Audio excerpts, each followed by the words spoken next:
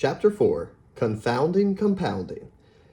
81.5 billion of Warren Buffett's 84.5 billion net worth came after his 65th birthday.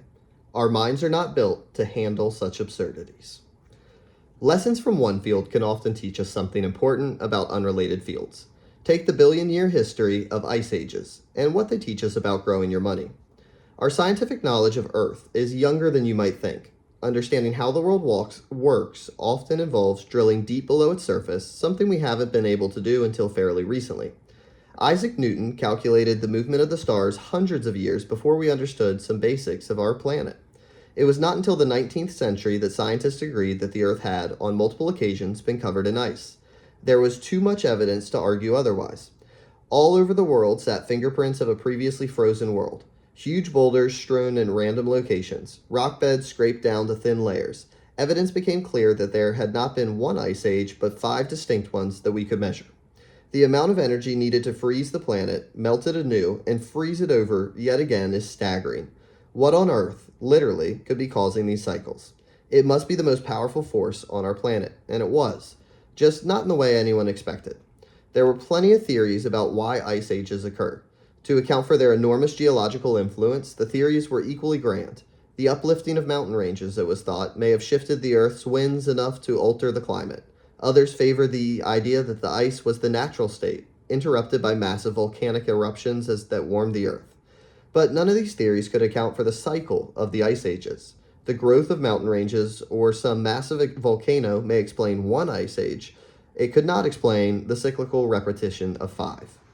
In the early 1900s, a Serbian scientist named Milutin Milanovic studied the Earth's position relative to other planets and came up with a theory of ice ages that we now know is accurate. The gravitational pull of the sun and moon gently affect the Earth's motion and tilt towards the sun. During parts of this cycle, which can last tens of thousands of years, each of the Earth's hemisphere gets a little more or little less solar radiation than they're used to.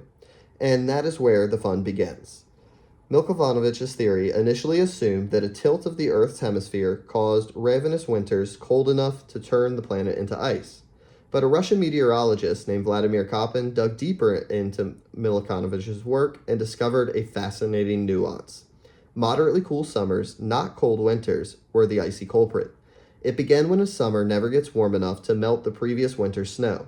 The leftover ice base makes it easier for snow to accumulate the following winter, which increases odds of snow sticking around in the following summer, which attracts even more accumulation the following winter.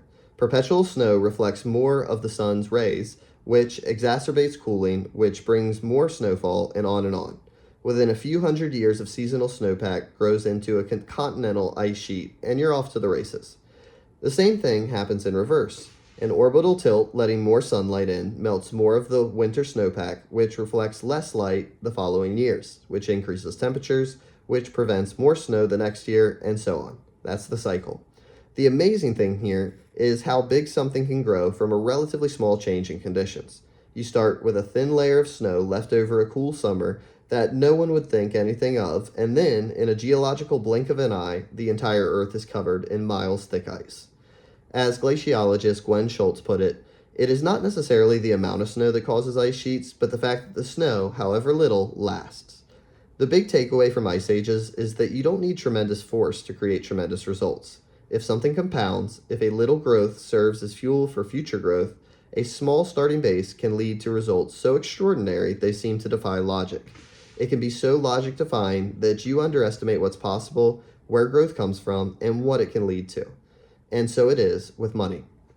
More than 2,000 books are dedicated to how Warren Buffett built his fortune. Many of them are wonderful, but few pay enough attention to the simplest fact. Buffett's fortune isn't due to just being a good investor, but being a good investor since he was literally a child. As I write this, Warren Buffett's net worth is $84.5 billion. On that, $84.2 billion was accumulated after his 50th birthday. $81.5 billion came after he qualified for Social Security in his mid-60s. Warren Buffett is a phenomenal investor, but you miss a key point if you attach all his success to investing acumen. The real key to his success is that he's been a phenomenal investor for 3/4 of a century. Had he started investing in his 30s and retired in his 60s, few people would have ever heard of him. Consider a little thought experiment. Buffett began serious investing when he was 10 years old.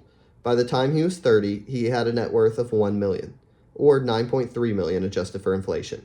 What if he was a more normal person, spending his teens and 20s exploring the world and finding his passion, and by the age 30, his net worth was, say, $25,000?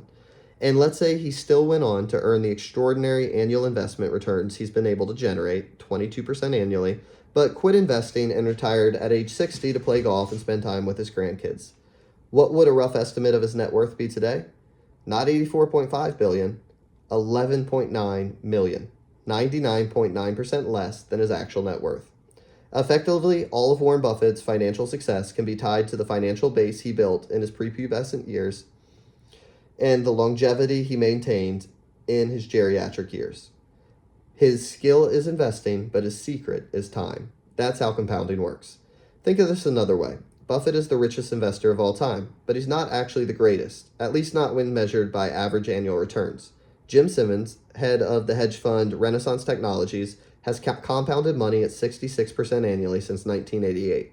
No one comes close to this record. As we just saw, Buffett has compounded at roughly 22% annually, a third as much. Simon's net worth, as I write this, is $21 billion. He is, and I know how ridiculous this sounds given the numbers we're dealing with, 75% less rich than Buffett. Why the difference? If Simons is such a better investor. Because Simons did not find his investment stride until he was 50 years old. He's had less than half as many years to compound as Buffett. If James Simons had earned 66% annual returns for the 70-year span Buffett had built his wealth, he would be worth, please hold your breath, 63 quintillion, 900 quadrillion, 781 trillion, $48,160,000. These are ridiculous, impractical numbers. The point is that what seem like small changes in growth assumptions can lead to ridiculous, impractical numbers. And so when we are studying why something got to become so as powerful as it is, why an ice age formed, or why Warren Buffett is so rich, we often overlook the key drivers of success. I've heard many people say the first time they saw a compound interest table, or one of those stories about how much more you'd have for retirement if you begun saving in your 20s versus your 30s, changed their life. But it probably didn't. What it likely did was surprise them because the results intuitively didn't seem right. Linear thinking is so much more intuitive than exponential thinking.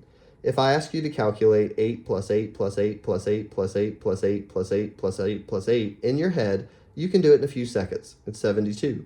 If I ask you to calculate 8 times 8 times 8 times 8 times 8 times 8 times 8 times 8 times 8, your head will explode. It's 134,217,728.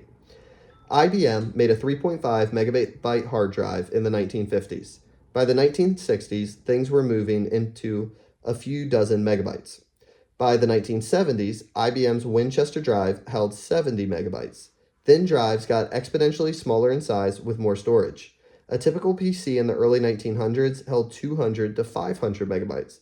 And then, wham, things exploded. 1999, Apple's iMac comes out with a 6 gigabyte hard drive. 2003, 120 gigs on the Power Mac. 2006, 250 gigs on the new iMac. 2011, first 4 terabyte hard drive.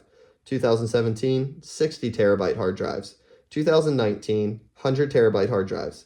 Put it all together, from 1950 to 1990, we gained 296 megabytes. From 1990 through today, we gained 100 million megabytes. If you were a technology optimist in the 1950s, you may have predicted that practical storage would become 1,000 times larger, maybe 10,000 times larger if you were swinging for the fences. Few would have said 30 million times larger within my lifetime, but that's what happened.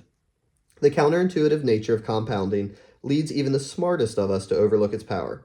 In 2004, Bill Gates criticized the new Gmail, wondering why anyone would need a gigabyte of storage.